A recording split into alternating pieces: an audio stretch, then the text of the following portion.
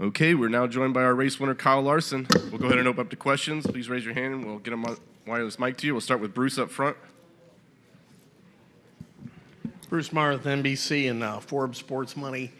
A lot of people up here, Mr. H, Jeff Gordon, said it kind of completed the circle of everything you wanted to do in May. Not the same race, but in a lot of ways it's got to uplift your feelings as to the way you left here in May with some unfinished business. So how do you put all that into perspective? Yeah, definitely. I think it adds to the emotion of winning here, and obviously this race means a lot to win no matter what the circumstances may be. But I think just with getting to compete in the Indy 500, and then having the weather kind of get in the mix and not being able to compete in the 600, and then getting to come here and run the same paint scheme I was supposed to run at the 600, and then ultimately win in the fashion that we did with a lot of things kind of going our way there at the end. So, it was pretty emotional winning for sure, and I think it definitely feels like it completes the circle of the double this year.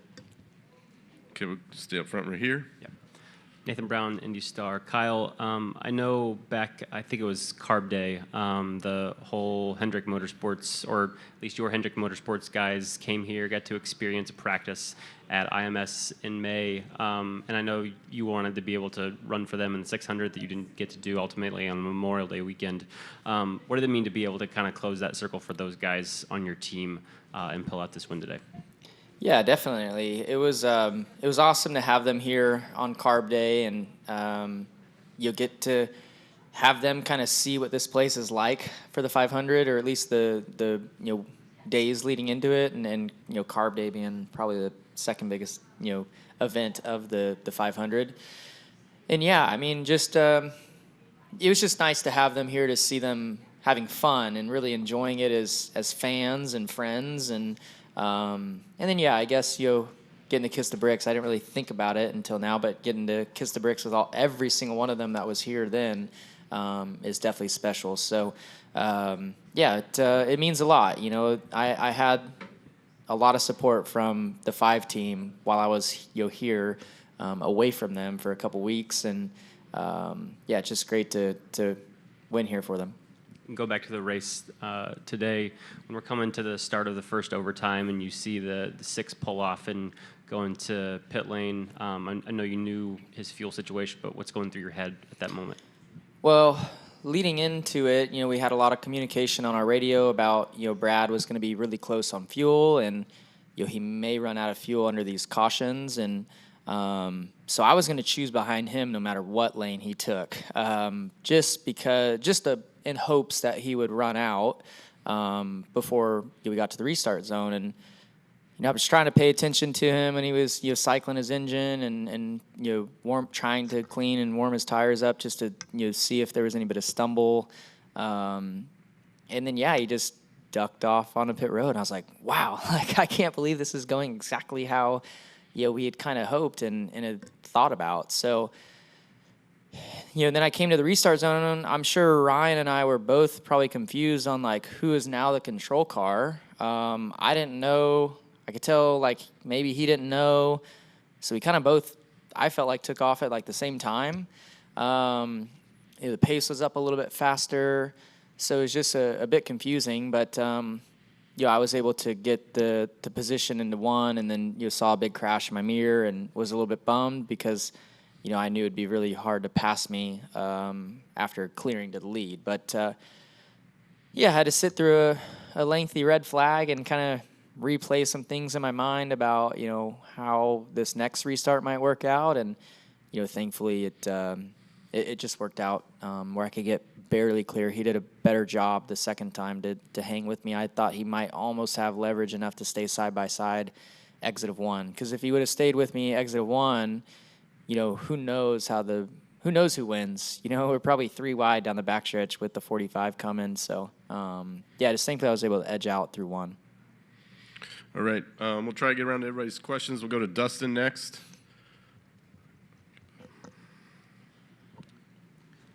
Dustin Long, NBC Sports. Kyle, a couple questions.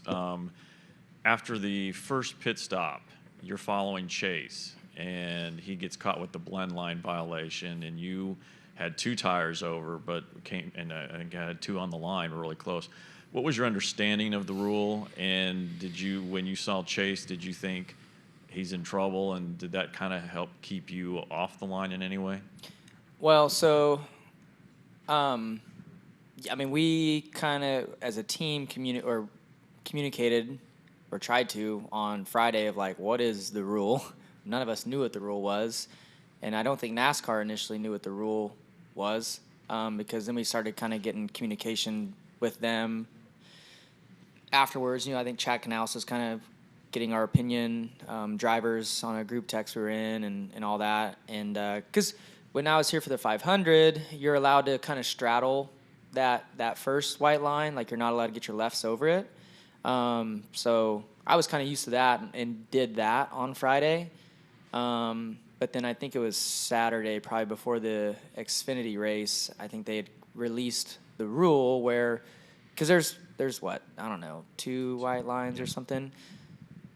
The way I understood the rule was that you couldn't get your right sides over the far white line because then you would be deemed on the racing surface. So that's what I did. And, yeah, I was following Chase, and he swung way out.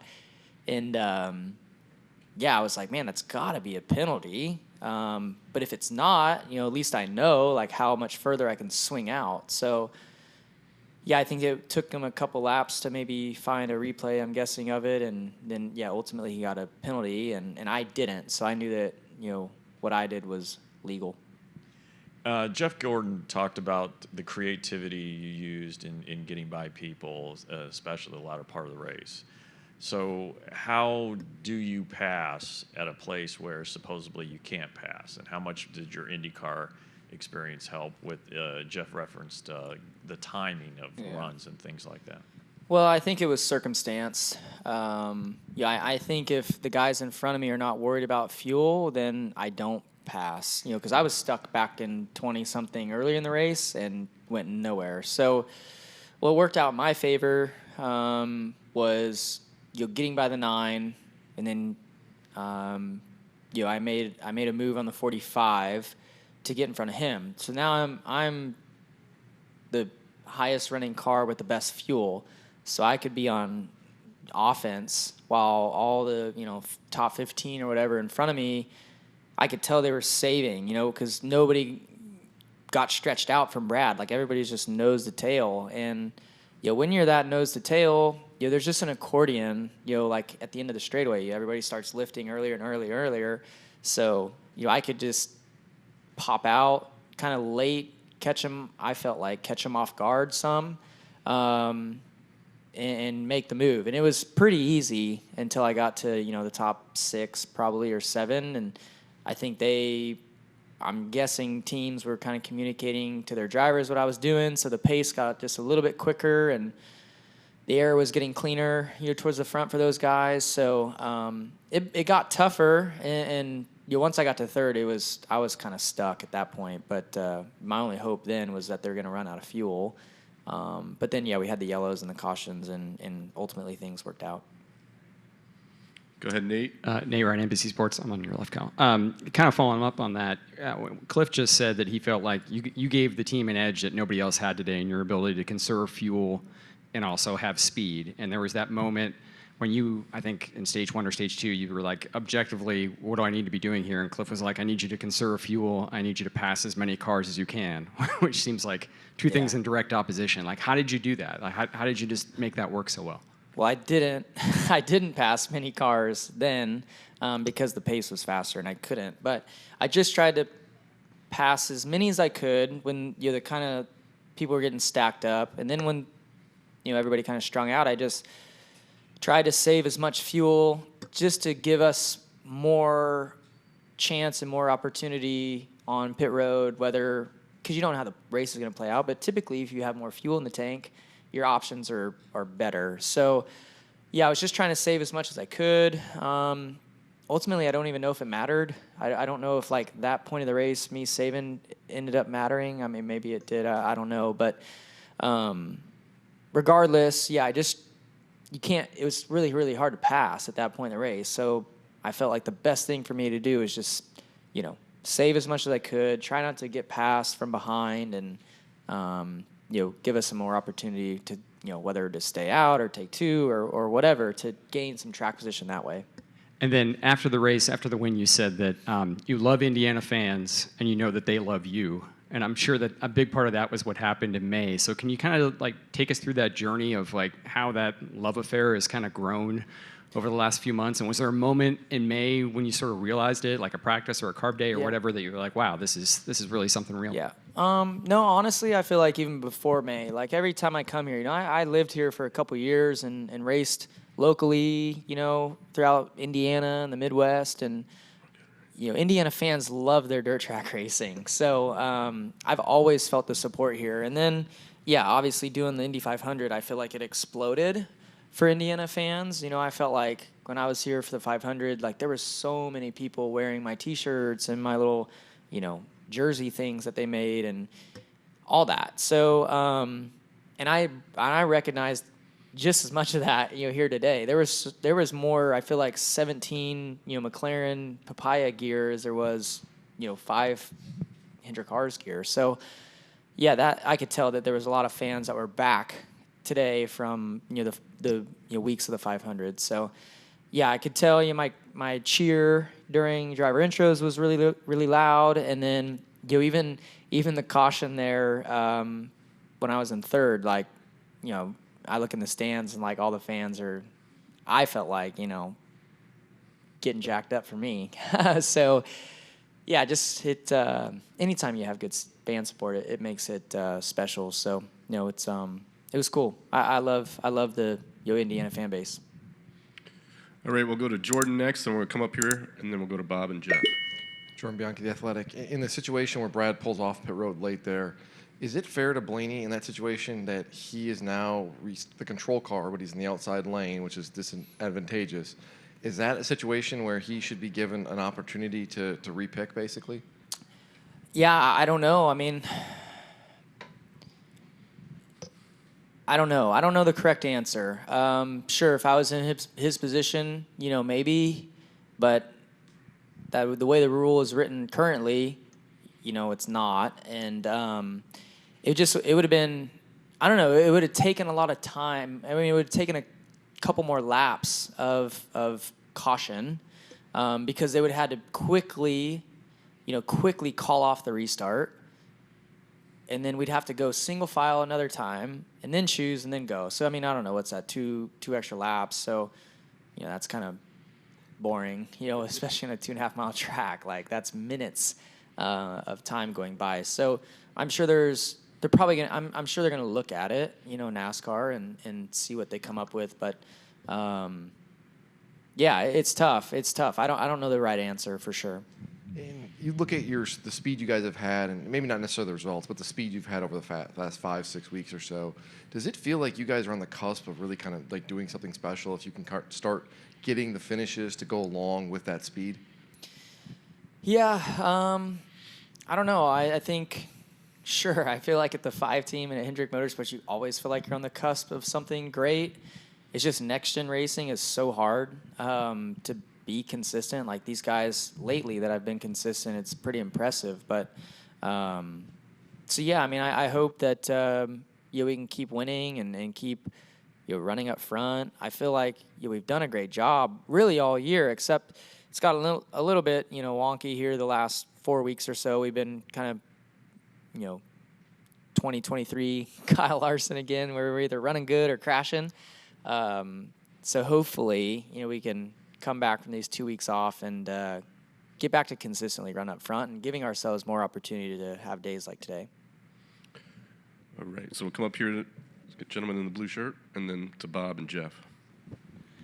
Hey, Kyle, Doug Turnbull from PRN. On the radio broadcast today, there are a couple times we noticed, this is not germane to the ending of the race, but we noticed you and Denny Hamlin getting a chance to race hard again next to each other, and I want to know, is there any thoughts crossing your mind then, is because the auspices are so close and the margin for error is so little? And secondly, I noticed under one of the long yellow flags that you seem to show some displeasure to Ross Chastain. I saw a love tap, so I don't know if that was playing No, that around. wasn't displeasure at all. I was just bored, having fun.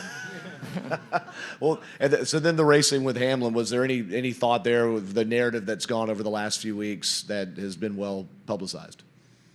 No, no. As far as Denny, I feel like he was doing what he could to benefit his race at the time, and there was probably, I'm guessing, some communication about the moves that I was making because those guys towards the front started protecting, lower, so it was making it a little bit harder for me to pass. But no, I don't think he was doing anything egregious or anything like that. We were just racing hard, and we was going to race clean too, which was good. Thank you. Right back to Bob. Bob Pockers, Fox Sports. You said you hope to announce something soon on the Indy 500 for next year. Is there anything that's, I want to say holding it up, but are there any hurdles, or do you expect that to happen?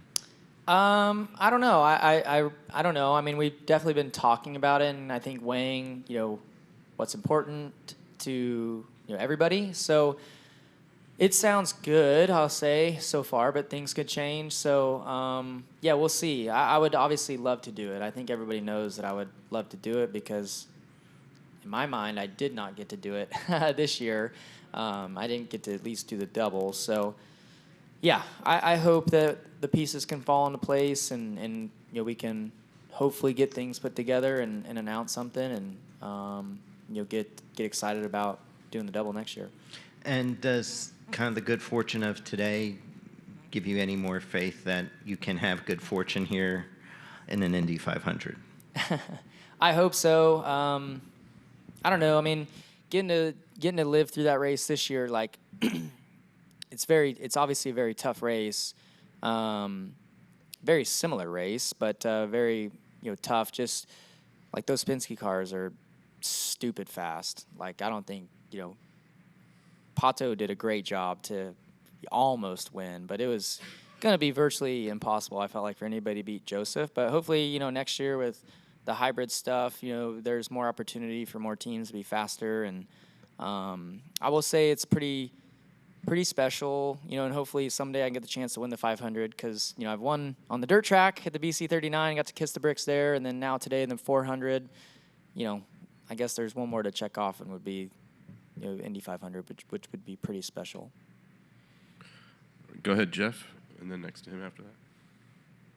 That mattered because it was such a track position game, but do you have any sense of like who had the fastest car today? Did you? Yeah, great question. I don't know. John Hunter must have been fast because he drove off like a long ways there when he got the lead. I don't know if people were saving fuel at that point or what was going on, but he drove off. So he had to be pretty good, but I don't know. I think my car was really good. But I just don't know. I never got to be out in the lead, really. There before we made, like, our final pit stop, who was second? Whoever was second, John Hunter, maybe. He pitted, and there was, like, a big gap to Ross, and, like, I busted off a couple really good laps. So, I guess we could go back and look at, like, how those lap times compared to other leaders. But as of right now, I don't know who had the fastest car. I think we definitely had a first or second place, probably best car. Thank you. We'll go right next to you, Jeff. Justin Schuler kicking the tires. I don't know if you're aware, but this is Cliff Daniels' 20th win in the Cup Series. He didn't quite know where to rank this one because he's won them all with you, and you've won some big races with Cliff. So I know you've had a couple other wins before coming to Hendrick. So where would you rank this win with Cliff, considering the two of you have won a few big ones together? Yeah. Definitely up there for sure. I mean, maybe the top, because this is probably the biggest race that we've won. I mean, I guess number 2, right? Like the championship, winning at Phoenix, I think that it's hard to top that. But, Brickyard 400 would be right there. So, yeah, just special to have the success that we've had together and together as a team, too. It's more than just him and I. So, the team that he's assembled is amazing, and the level that he holds everybody to is extreme, and getting to celebrate with him today, kissing the bricks, there before we both came up here together was pretty special, and I think something we'll be able to look back on, years and years down the road together when we're both retired and think, it's pretty special. But it's sometimes it's hard to like really appreciate everything that we've had success doing together currently because we're both in our primes and both itching for more and more. So, hopefully there's a lot more celebrating that we'll get to do, in our careers together. Okay, we got time for about one or two more. We'll go right here. Zach Carter with Hurl Bulletin. Obviously, congrats, Kyle. I know Jeff Gordon won this race, the first one ever. Is it special now that 30 years later you two kind of get to share that now? Yeah, for sure. And having him here, but Rick Hendrick especially, having him here today, I don't think he's been with us since maybe the Daytona 500. So, getting to have him here, getting to be next to him, to kiss the bricks was something I'll cherish forever. And then also same thing, I got to take a picture with Jeff Gordon, just him and I, on the bricks together with the trophy a little while ago. And that's, something that I'll probably hold on to for a very long time because, he means a lot to all of us drivers that are my generation who probably wouldn't maybe not be here today if not for him paving the way. So, him winning that race 30 years ago probably could have helped me get to where I'm at today. So he's just really old. That's a long time ago. Okay, go ahead, Beck. Kyle Alejandro Alvarez with NASCAR Digital. When you climbed out of the car, you were on FaceTime with Owen, I believe. Normally he rides in the car with you after victories. What was it like to share that moment with him, albeit virtually? No, it was, that was really special. That's like the first time I think I've gotten to FaceTime my kids, after a win. Obviously, I wish they would have been here today. You just never know how things are going to play out. Like, if I would have known I was going to win today, I would have told them to ride over from Eldora last night. But they went home instead. So, I wish they could be here, but it was still special to get to FaceTime them in Victory Lane. And then Caitlin even had them on FaceTime while we kissed the bricks the first time. So they kind of got to live it virtually, but hopefully down the road, y'all get the chance to win here again and have them here would be awesome. Okay, we'll wrap with right up front. Tim Haley with Eat My Ink. Everybody up here discussed the paint job as being a motivator, and you guys are such professionals. Can you tell me how a paint job is more motivational than it would be without it? Well, I think the motivation for us, at least for myself, and I think even for our team, was that, it was the paint, the almost the paint scheme or the paint scheme that I almost didn't get to run, because I didn't get to run the 600. So it was important for me to run that paint scheme here at Indy. And, I think for sure probably gave extra motivation to have a good showing. It just it meant a lot to me that Hendrick Motorsports and Hendrick Automotive Group was able to approve us getting to run that paint scheme again here. And, now we get to have some race win diecast too, which would be pretty special. All right, Kyle, congratulations. Thanks for coming in, and enjoy your vacation next week. Yeah, thanks. You guys too. Thank you.